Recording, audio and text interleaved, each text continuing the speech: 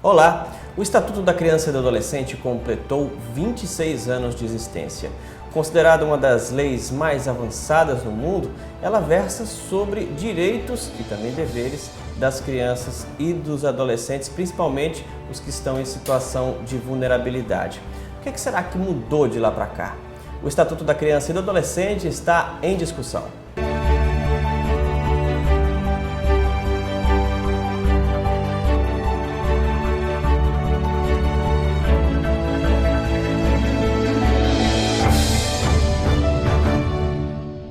O Estatuto da Criança e do Adolescente nasceu em 13 de julho de 1990. Um dos grandes marcos do ECA foi a questão da idade mínima penal. Desde o fim do século XIX, o país teve pelo menos 3 mudanças oficiais. A responsabilidade já foi de 9 e de 14 anos. A informação constava no primeiro Código Penal da República, que permitia a responsabilização criminal de crianças desde que passassem por uma avaliação psicológica para saber se pensavam ou não como um adulto. Em 1932, o governo provisório de Getúlio Vargas fez uma reforma geral no primeiro Código Penal da República para afirmar que a maioridade penal seria de 14 anos.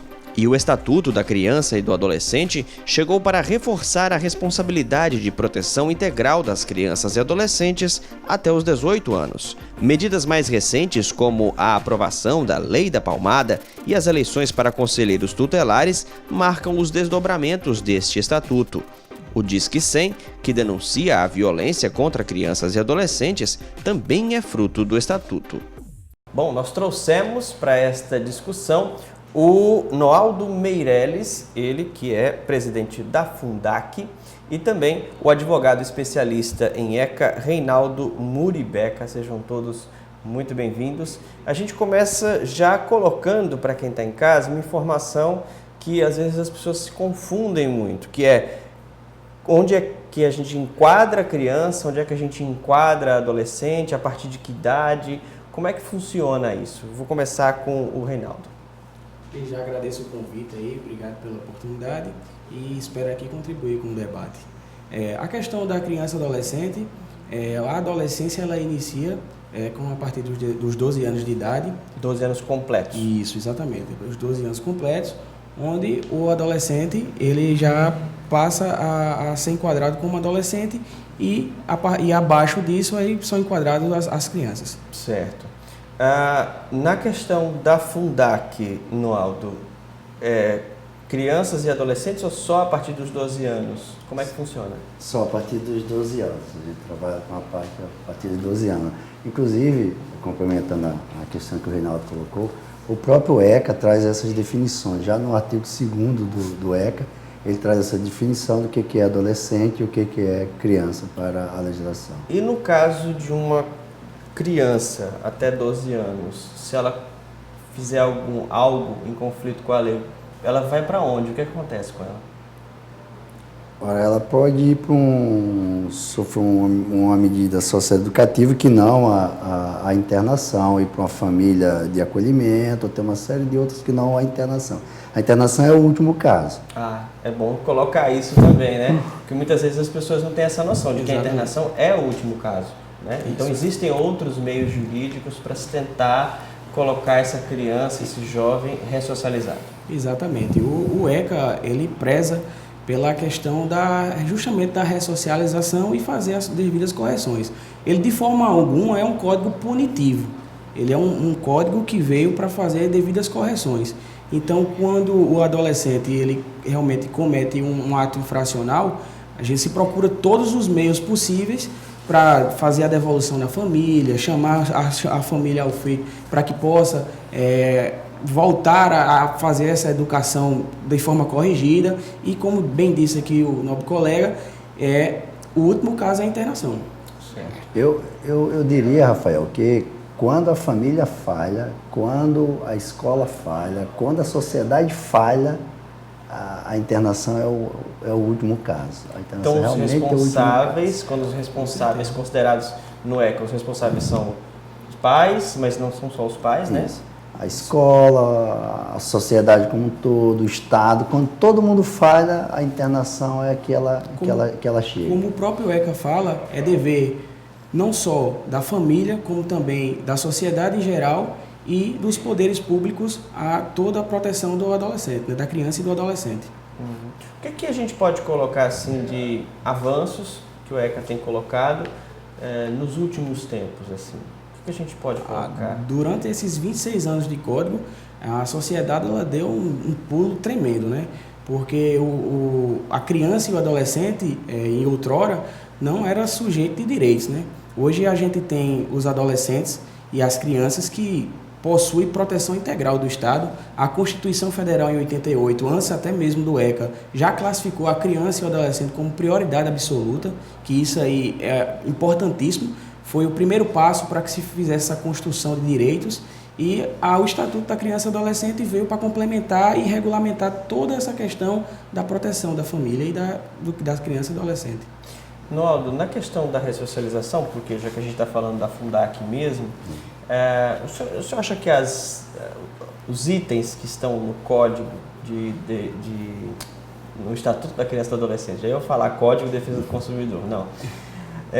Os artigos que estão lá são suficientes para se trabalhar uma reintegração dessa criança e desse adolescente? Sim, porque antes da internação tem as medidas chamadas as medidas externas, né? A gente tem uma série de outros órgãos que deveriam trabalhar em conjunto para evitar essa internação.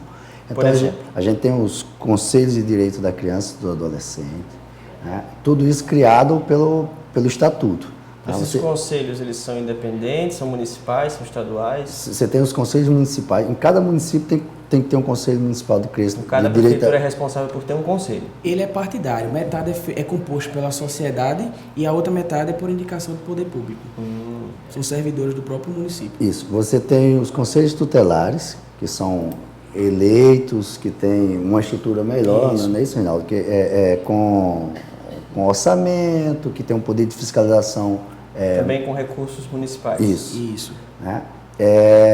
Então você tem essa estrutura, você tem a atuação de CREAS, de alguns órgãos que foram criados para trabalhar nessa prevenção. Essa estrutura, ela funcionando, é uma estrutura, digamos assim, quase que perfeita. Você colocou um grifo aí, Isso. Ela funcionando. A questão... nem sempre funciona. Talvez seja a próxima abordagem sua, exatamente isso.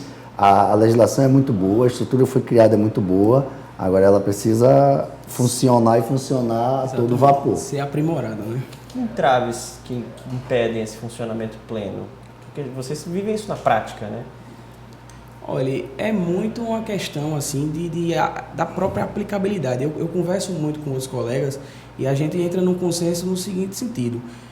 Às vezes o Estado, ele segue a regra, segue a lei, porém ele no mínimo esforço possível.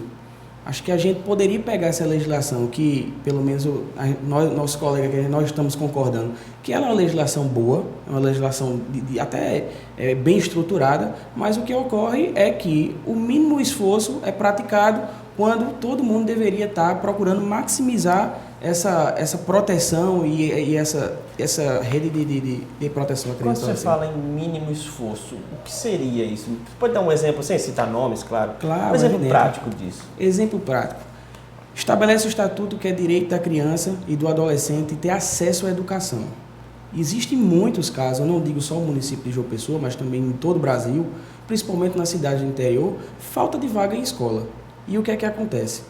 Quando existe uma falta de vaga na escola, metade dessa demanda, ela simplesmente aceita ficar sem educação, porque aceita a mera desculpa de não haver vaga, mas alguma parte dela vai até o Ministério Público ou algum órgão regulador, e aí órgão fiscalizador. E aí o Ministério Público aciona o município e obriga, e essa vaga aparece. Aparece por quê? Porque eles são obrigados a cumprir.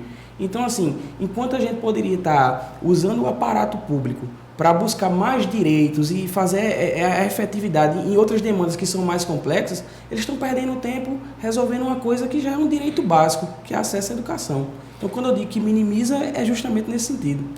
Eu tinha colocado que a escola, né, quando a escola falha, Um dado que é interessante é que nos últimos 30, 40 anos no Brasil, a mulher ela foi inserida no mercado de trabalho. Tá? E a mulher até então, ela tinha um papel importante que continua sendo, mas muito específico de cuidar da educação dos filhos. Que ficava em casa e cuidava, acompanhava as tarefas e tal. Com a ida da mulher ao mercado de trabalho, hoje em alguns locais com níveis maiores do que do próprio homem, quem que ficou em casa tomando conta dos filhos? Então você tem, devido a essa necessidade, muitas crianças que ficam tomando conta de outras que não ficam com ninguém, e isso cria um ambiente de vulnerabilidade grande. Esse papel da escola, do tempo integral, do segundo turno, tá, ele é muito importante para evitar exatamente essa vulnerabilidade com criança sem ter o que fazer ou cuidado por outras crianças. A gente tem um dado até positivo aqui, olha. Em 1990, quando o Estatuto foi criado, a gente tinha 19,4% de pessoas com 15 anos ou mais que eram analfabetas. Em 2013, que foi o último dado que a gente conseguiu do IBGE, esse número caiu para 8,5%. Então tem avanço aí também, né, nessa questão educacional. A gente tem uma ampliação de vagas. O ECA, como o Reinaldo colocou, ele traz obrigações para toda a sociedade. Tá? Traz obrigações para os pais e para os responsáveis. Né? Um outro fator que, de certa forma, acabou contribuindo para essa questão, alguns programas sociais que condicionam a ter frequência, a ter acesso à escola, mas o que traz o ECA é a questão da responsabilidade dos pais, você poder, o Conselho Tutelar, o Conselho da Criança, de acionar o Ministério Público e do pai poder ser responsabilizado por não estar levando os filhos para a escola, para os filhos não estarem com frequência na escola. E mais uma vez eu bato naquela tecla, do mínimo possível. Ou seja, a gente hoje trabalha uma taxa de analfabetismo e a gente acredita que isso é muito bom. Mas na verdade... ainda existem 8,5%. E é o básico, onde a gente deveria hoje nem estar pensando tanto na questão do analfabetismo, mas sim no ensino de qualidade. Eu acho que é o ponto mais importante. A gente vai ter que dar uma pausa e daqui a pouco a gente volta para continuar falando sobre outros aspectos, por exemplo, mortalidade infantil, trabalho infantil e entre outros assuntos relacionados ao ECA. Continue com a gente, porque aqui tem discussão.